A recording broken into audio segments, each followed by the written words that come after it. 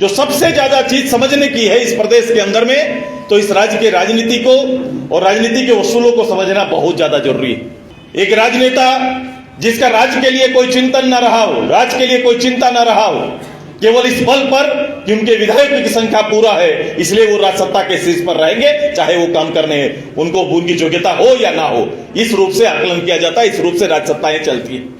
बैठने वाला कोई लीडर खड़ा होकर खाली ये नहीं बोलेगा कि मेरी सरकार है, झारखंड में बैठने वाला एक एक व्यक्ति बोलेगा ये मेरी सरकार है, ये हमारी सरकार चल रही है। चूंकि अधिकतर संकल्प यहाँ पर जीत हार, विधायक, एमपी, मुखिया, सरपंच की चर्चाएं होती है और इसमें केवल खुद के निर्माण पर बात होती है और चर्चा होती है। जो भी बनेंगे वो एक एमएलए बनेंगे, एक एमपी बनेंगे, राज सत्ता आएगा। राज सत्ता तो अवसर होता है, लेकिन राज सत्ता के अवसर को 3.5 करोड़ की आबादी में और देश की तरक्की में आप कब समर्पित कर पा रहे हैं और किस रूप से कर पा रहे हैं? राजनीतिक दलों को इसकी चिंता और चिंतन नहीं होती। यदि लोगों के जहन में कर्तव्यबोध ना होगा तो संगठन तो बनेंगे, लोग तो जुटेंगे, आंदोलन तो होगा, लेकिन उसका बिखराव भी अपने आंख के सामने देखने के लिए आपको सहज बने रहना होगा। हम एक अच्छे रास्ते में आगे निकले, हमने एक मुकाम तय किया है, हमारी राजनीति का निश्चय बिल्कुल स्पष्ट है, लेकिन हमें कर्तव्यबोध के साथ आगे बढ़ना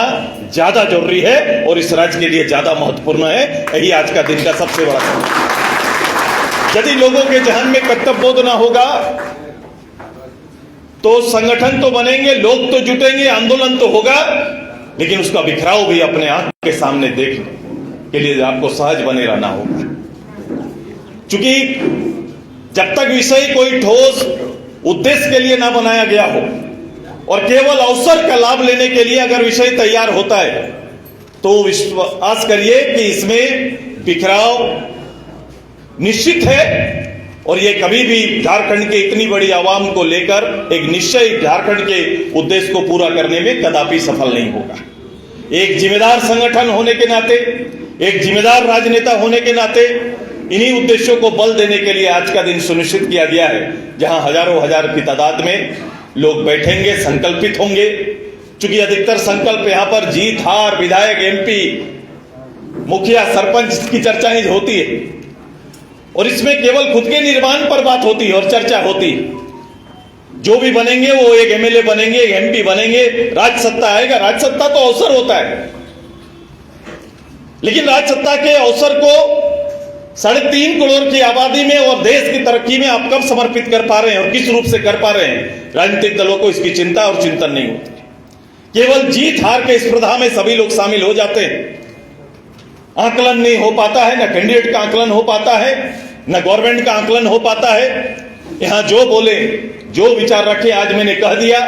आज ये फुर्सत शायद आकलन करने वाले उस चौथे स्तंभ के पास भी थोड़ा कम समय हो गया है। ये आकलन ने चुनाव के समय होता और चुनाव के समय आज के दिन में चुनाव की परिपाटी मैनेजमेंट हो गया है। मैनेजमेंट के आधार पर चुनाव लड़ा जाता है। मजबूरियां कुछ है, लेकिन यथार्थ को अलग नहीं कर सकते हैं, यथार्थ को साथ में लेकर जाना होगा। जो संगठन कभी भी विकास, जिस संगठन का कभी सोच ना रहा हो, वो संगठन प्लेटफॉर्म में खड़ा होकर विकास की बात और चर्चा करते हैं। एक राजनेता जिसका राज्य के लिए कोई चिंतन ना रहा हो, राज्य के लिए कोई चिंता ना रहा हो, केवल इस बल पर कि उनके विधायकों की संख्या पूरा है इसलिए वो राज सत्ता के शीर्ष पर रहेंगे, चाहे वो काम करने उनको उनकी योग्यता हो या ना हो, इस रूप से आकलन किया जाता है, इस रूप से राज सत्ताएं चलती है। अब मूल्यांकन करो कि जनता तो अवसर खोजती है, जनता के सामने जो बेहतर अवसर लेके आता है, कहीं ना कहीं जनता मोटिवेट होती है उससे। हमें एक अच्छे झारखंड का निर्माण करना है, हमें उस संघर्ष के 100 साल के इतिहास को सामने रखकर एक अच्छी राजनीतिक प्लेटफॉर्म तैयार। बैठने वाला कोई लीडर खड़ा होकर खाली ये नहीं बोलेगा कि मेरी सरकार है, झारखंड में बैठने वाला एक एक व्यक्ति बोलेगा ये मेरी सरकार है, ये हमारी सरकार चल रही है। ये भावना आएगी, ये अंतर आएगा, ये अंतर तैयार करने की तैयारी चल रही है। मेरे अनुभव, जो लोग संगठन में समय देते हैं, थोड़ी गति देनी होगी, थोड़ा अपने विचार को मजबूत करना होगा और संगठन को गति देते हुए ऐसे सोच रखने वाले, इस प्लेटफॉर्म का दुरुपयोग करने वाले लोगों के साथ राजनीतिक संघर्ष के लिए आप सभी को तैयार रहना पड़ेगा। ये आज का संकल्प है और इसी संकल्प के साथ आप सभी को आगे बढ़ना पड़ेगा। मैं अपनी ओर से आप सभी को बधाई धन्यवाद देता हूं कि हम सभी लोगों ने, इस दल ने इस वर्ष को संघर्ष वर्ष सुनिश्चित किया है। ये संघर्ष वर्ष है। ये पार्टी के वर्कर का संघर्ष का इतिहास फिर से जागृत होते हुए वर्तमान राज्य के 3.5 करोड़ की आवश्यकताओं पर हमें बल देना पड़ेगा और आगे बढ़ना पड़ेगा।